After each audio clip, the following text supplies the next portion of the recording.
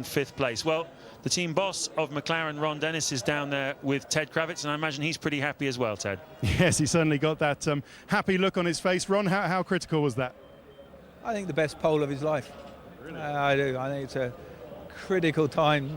You know, we've made no sacrifices for our race strategy, so it was a tremendous effort, and Heikki's effort too. So, real team high at the moment, and we'll enjoy the moment. We're very focused on tomorrow.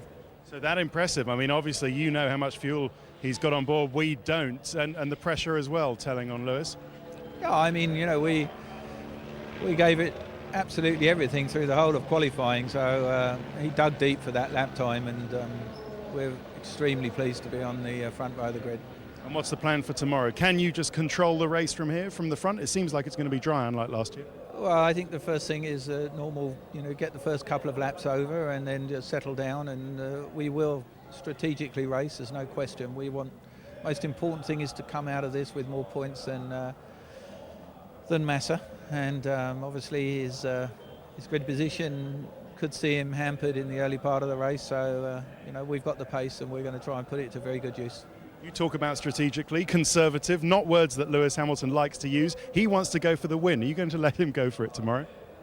Well, you know, we're not going to throw any race wins around, but we're equally going to be very focused on the World Championship. So there'll be difficult decisions to take, and if we, you know, and we'll take them. Our first priority is to win the World Championship. But you know, if you're in pole on a circuit of this nature, you have every chance to win the race, and if that chance presents itself, we will obviously take it. Ron, thank you very much. Well done today.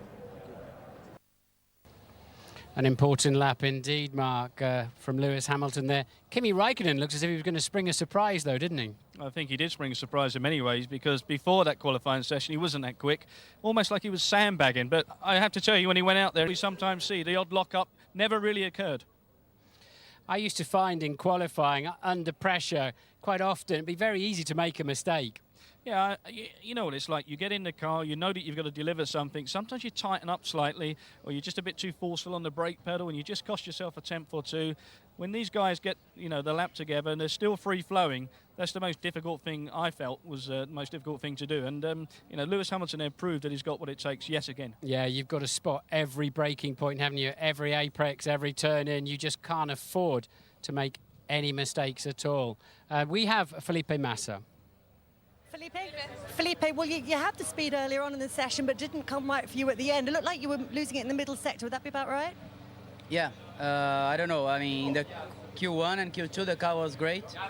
In Q3, I don't know what's happened. I didn't have the grip. I couldn't have the same balance as before. So maybe it's the fuel, maybe it's something else. How difficult is it going to be for you to make up that crucial ground during the race? For sure, it won't be easy, but we need to do our best, and we still have possibilities, I think. I didn't have the grip, says Felipe Massa. Well, a man who did have some grip was Lewis Hamilton. Let's hear from progressing. Alonso again outperforming his teammate, and you know, P2 or P4 and second row, it's a strong qualifying position. I think there's going to be a lot coming out of Alonso during the race. Well, Trulli and Glock down in 7th and 8th. Toyota didn't go for the glory run.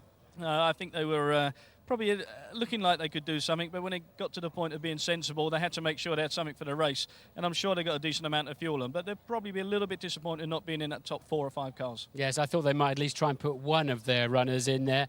Now, Vettel and Bourdais, they rounded out the top 10, really as if they were just satisfied to be there and loading it up with fuel. Good effort again from the Toro Rosso boys, but I think the other effort as well, Kovalainen, is going to play an important role tomorrow. An exciting race in prospect then. The Japanese Grand Prix is live tomorrow morning at 4:30 a.m. and if you don't fancy getting up quite that early, there'll be a rerun at 3 o'clock in the afternoon. Today, coming up after the news, it's England versus Kazakhstan, the 3rd round of the World Cup qualifying at 4:30. At this stage last season, Lewis Hamilton had a 13-point advantage over the man that eventually took the World Championship, Kimi Raikkonen. He goes into the race with a 7-point advantage. It's not enough. He needs a very good day indeed here in Japan. And with Massa 5th on the grid, there's a great chance of that. Please do join us to watch the race. Goodbye.